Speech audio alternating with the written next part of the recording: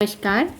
आज हम अलंकार में शेष रहे शब्दालंकारों का प्रयोग करते हैं, क्योंकि हमने पिछले में अनुप्रास का और लटानुप्रास का प्रयोग कैसे होता है वह हमने देखा। हम देखते हैं आज यमक अलंकार। यमक अलंकार में जब एक या अनेक शब्द दो या दो से अधिक बार प्रयुक्त होते हैं और हर बार उनका अर्थ अलग हो, वहाँ यमक अलंकार रहता है। कभी कभी शब्द दोबारा न आकर और उस शब्द का एक ही अंश में अपनी आवृत्ति करता है, अर्थ की भिन्नता के कारण वहाँ भी यमक अलंकार ही होता है।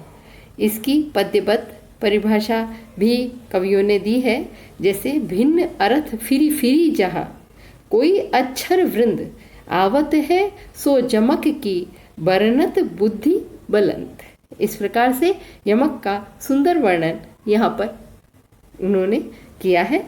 देखिए, यमक अलंकार के एक बहुत प्रसिद्ध उदाहरण है, कनक कनक ते सो गुनी मादकता अधिकाय, या खाए बोराए जग वापाए बोराए। कनक कनक, एक कनक का अर्थ है धतूरा, दूसरे का अर्थ है सोना। तो दोनों के खाने से आदमी पागल होता है, लेकिन इसके तो खाने से होता है, उसके तो प्राप्त होने से ही पागल हो जाता है। तो इस प्रकार कनक शब्द के दो अर्थ, बहुत प्रचलित दोहा है ये। और इसी प्रकार हम इसी के अंदर दूसरा जो हमने कहा, भूषण कवि ने इसका बहुत सुंदर प्रयोग किया है अपने काव्य में।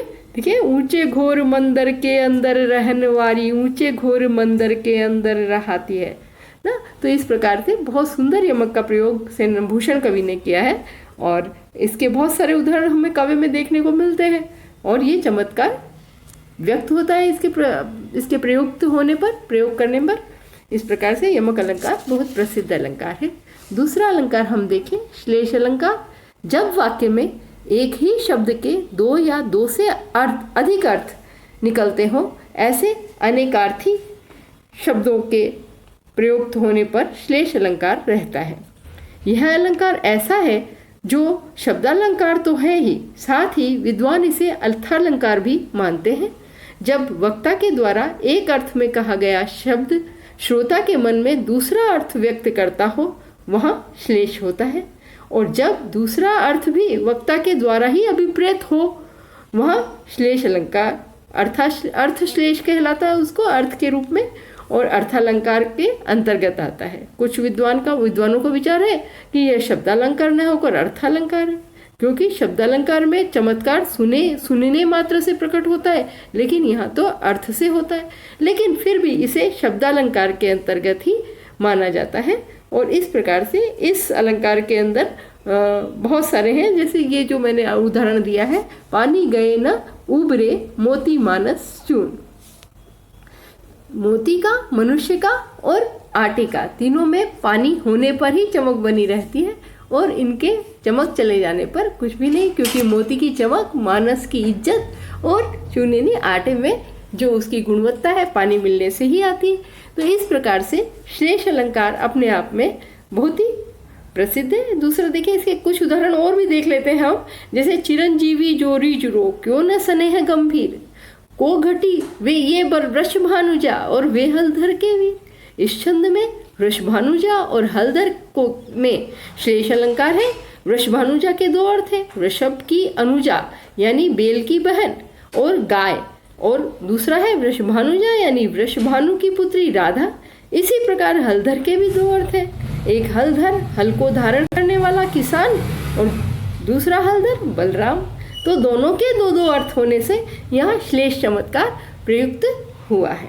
इसी प्रकार से हम हर कवि लगभग श्लेष का चमत्कार तो अपने काव्य में प्रयुक्त करता ही है, क्योंकि इस अलंकार के बिना काव्य में चमत्कार उत्पन्न हो ही नहीं सकता। नवजीवन दो घनश्याम हमें, यहाँ नवजीवन शब्द के दो अर्थ हैं, घनश्याम कृष्ण से एक नवजीवन देना, और दूसरा घनश्याम बादलों से नया जीवन अर्थात प्रकृति को नया रूप दे देना। इस प्रकार से श्लेष अलंकार जो है वह बहुत प्रसिद्ध अलंकार माना गया है। यद्यपि श्लेष अलंकार के दो भेद भी माने गए हैं, जिसके अंदर अभंग और सभंग दो बांटे गए हैं। अभंग में शब्द की जो क्या त्यों मानकर उसका अर्थ दो अर्थ निकलते हैं, लेकिन सभंग में शब्द के खंड करके और फिर उसका दूसरा अर्थ निकाला जाता है। जैसे अजो तरोना ही रहो श्रुति सेवक इक अंग, नाक बास बेसरी ले हो, लसी मुकुतन के संग। यहाँ श्रुति शब्द के दो अर्थ है, कान और दूसरा वेद, और नासिका के भी जिस प्रकार नासिका और स्वर्ग, और बेसरी के नथ और बाधा, इसी प्रकार मुकुतन के मोती और मुक्त पुरुष। ये शब्द ही शब्द अभंग श्लेष है, किंतु तरुणा का अर्थ कर्णफूल है और दूसरा अर्थ तरुणा शब्द का अर्थ है खंड करने वाला, तरुणा अर्थात जो तरा ही नहीं हो। इस प्रकार से यह सभंग भी है। तो ये एक ही पद के अंदर कवि ने इस प्रकार के चमत्कार भी उत्पन्न किए हैं, जिससे श्लेष के दोनों अर्थ निकलते हैं। बिहारी ऐसे ही चमत्कारी कवि थे। तीसरा जो हमने अलंकार देखना है वह है वक्रोक्ति अलंकार। वक्रोक्ति अलंकार, जिस प्रकार अलंकार एक संप्रदाय है, वैसे ही वक्रोक्ति भी अपने आप में एक संप्रदाय माना गया था पहले, क्योंकि इससे भी काव्य की आत्मा माना गया, इससे चमत्कार उत्पन्न होता है। जब किसी व्यक्ति के एक अर्थ में कहे गए शब्द या वाक्य का कोई दूसरा व्यक्ति जानबूझकर दूसरा अर्थ कल्पित कर ले, वहाँ यह अलंकार रहता है। वक्रोक्ति अलंकार शब्दालंकार भी होता है और अर्थालंकार भी। एक अर्थालंकार के रूप में इसकी बहुत ख्याति है और दूसरे में कल्पना में श्लेष का चमत्कार होता है। इस प्रकार से वक्रोक्ति अलंकार का जब संप्रदाय हुआ तब इसके अंदर वक्रोक्ति का बड़ा महत्व हुआ, और इसके अंदर जो है जिस प्रकार से उन्होंने इसके नाम एक श्लेष वक्रोक्ति और दूसरा काकू वक्रोक्ति, ये इसके दो प्रकार स्वीकार किए गए थे। और दोनों प्रकार में जिस प्रकार हम समझे श्लेष अलंकार में जहाँ पर एक से अधिक अर्थ वाले शब्द जो वक्ता को कहना चाहता है, श्रोता उससे भिन्न अर्थ को ग्रहण करता है, वहाँ श्लेष अलंकार होता है। जैसे को तुम घनश्याम कहावत है तो बड़ सोच कित जाए।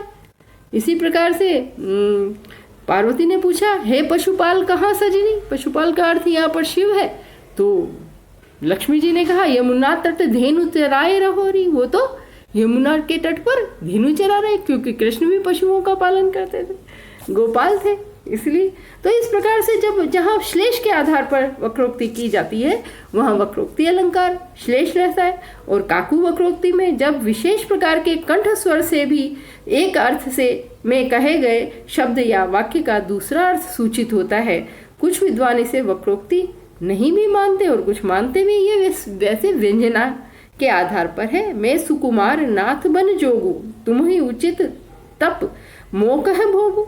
यहाँ सीता ने अपने आप को सुकुमारी और राम को वन के योग्य ऐसी कंठ ध्वनि से कहा है। इसका अर्थ यह है, इसका तात्पर्य यह हो गया कि मैं तो ऐसी सुकुमारी नहीं हूँ और आप वन के योग्य भी नहीं है, जो आप तो वन में जाए और मैं कोमलता की ओट में यहाँ बैठी रहूँ, तो मैं आपका साथ देने में सक्षम हूँ। अर्थात काकू व्यंजना व्यंग्य से इन्होंने यहाँ पर व्यक्त किया कि मैं भी आपके साथ चलूंगी। तो इस प्रकार से जब व्यंजना के द्वारा ऐसा प्रयोग किया जाए तो वह काकू वक्रोक्ति में वक्ता का कथन और श्रोता का प्रतिकथन दोनों आवश्यक है। विशेषकर श्रोता का प्रतिकथन जिसमें अन्य अर्थ की सूचना दी जाती है वहाँ काकू वक्रोक्ति रहती है।